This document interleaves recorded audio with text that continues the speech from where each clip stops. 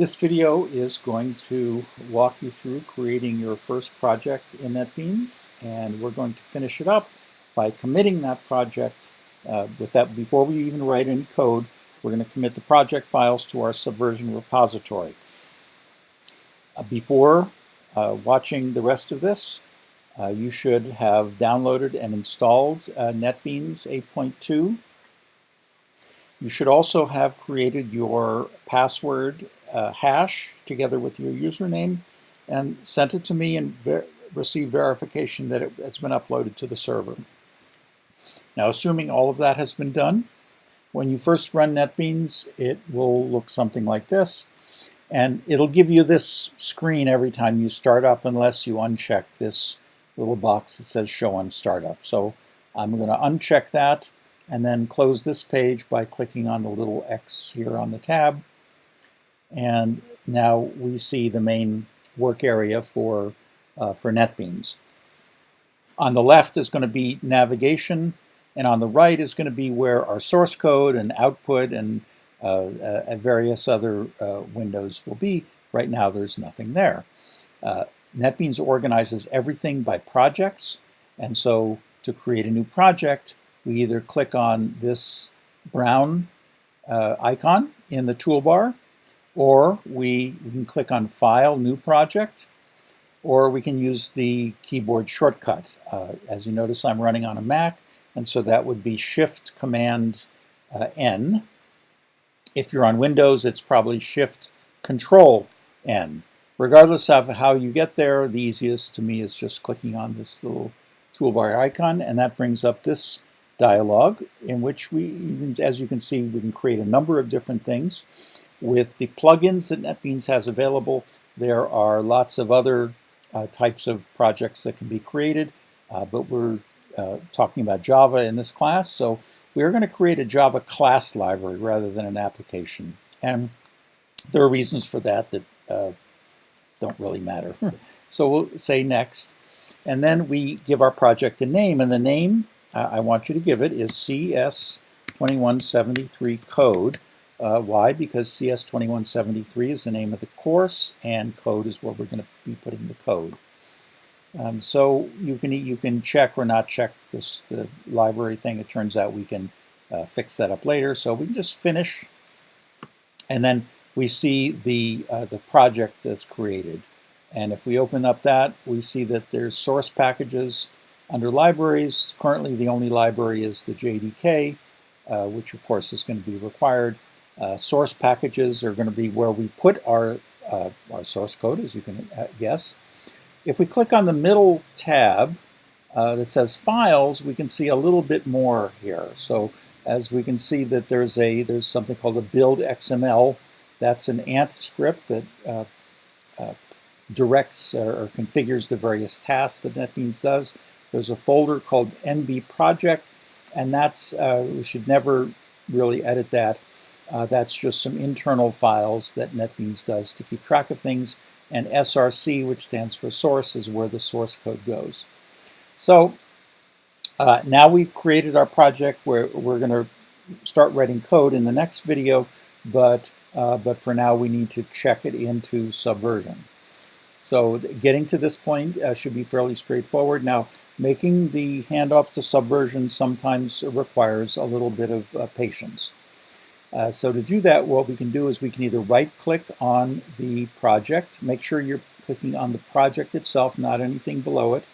Right-click on the project and select Versioning, Import into Subversion repository. There's another way we can do it by selecting the project and under Team Subversion, Import into Repository.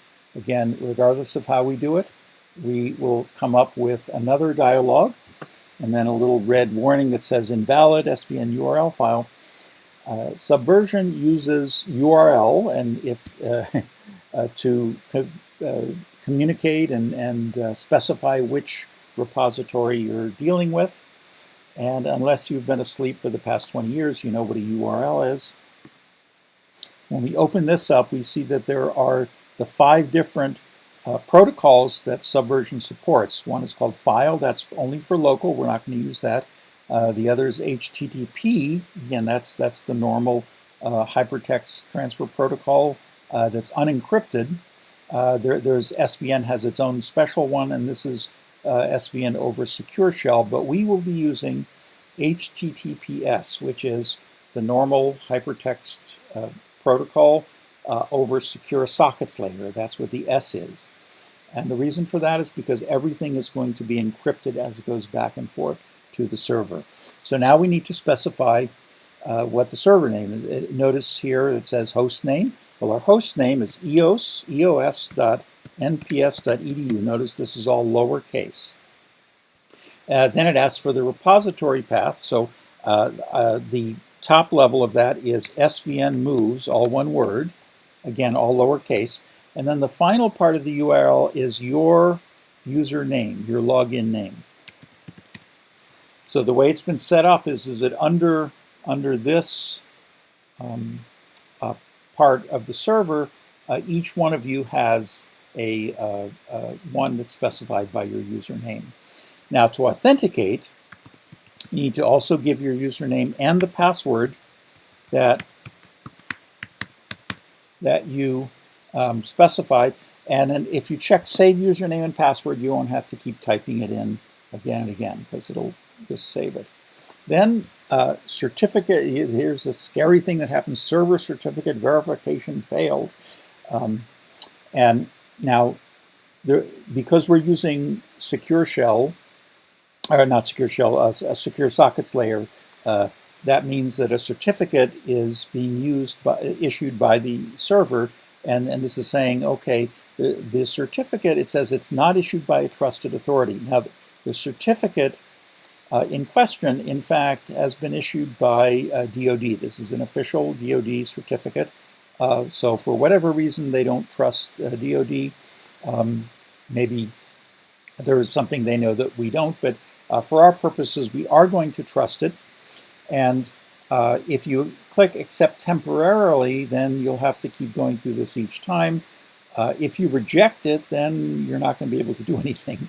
So I would suggest you accept it permanently. If you're a little paranoid, and there's nothing wrong with that, double check the fingerprint of the certificate that you get. And if it exactly matches this, then you're good to go. So we'll accept that permanently. And then you may get something like this about the handshake failing. And in that case, just ignore, in this case, we can kind of ignore the warnings and we just click next. As you see it was complaining about nothing. And you should see something that looks like this. Now, it says select the repository folder we want to import to. That we want to hit the browse button. And that will open up this. And what we'll see, so first of all, here's our, you should see the same URL except your name should be your login name should be the last part there. You should see branches, tags, and trunk, and then at the bottom, your CS2173 code. But that's not where we want it. We want to put it into the trunk.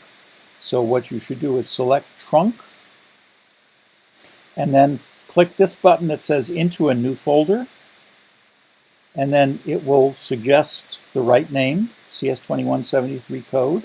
Say OK, and now it looks like this. Okay? So make sure it looks like this before you proceed. Now this one that's outside here, we can just ignore that. It will ignore that. And just in general, we always want to put things in either one of these three folders, branches, tags, or trunk. But OK that, and then we can verify that the repository folder is trunk/CS2173 code. Now, before we proceed, we must, it says import message required. And in general, whenever we commit, you always want to give just a brief comment about why we're doing this. This is our initial import. That's what I would suggest for that. And we'll say next. And then next will list the files that are going to be committed. And then on the right, it says where they're going to be going. So just as one last check, make sure that they're going into the trunk. under CS2173 code, and then these are the various pieces that are going in. And then we want to finish.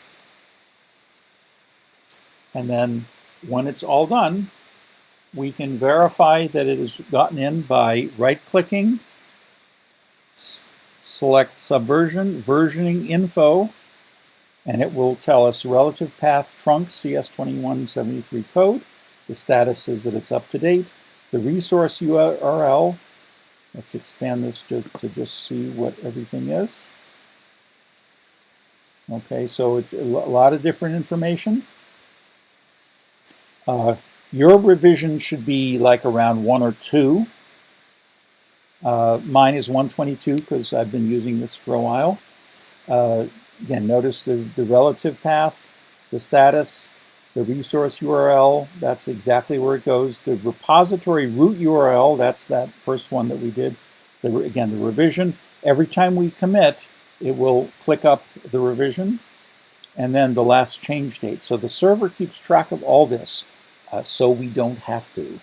And that's one of the big reasons why why using Subversion or any version control system is such a good idea.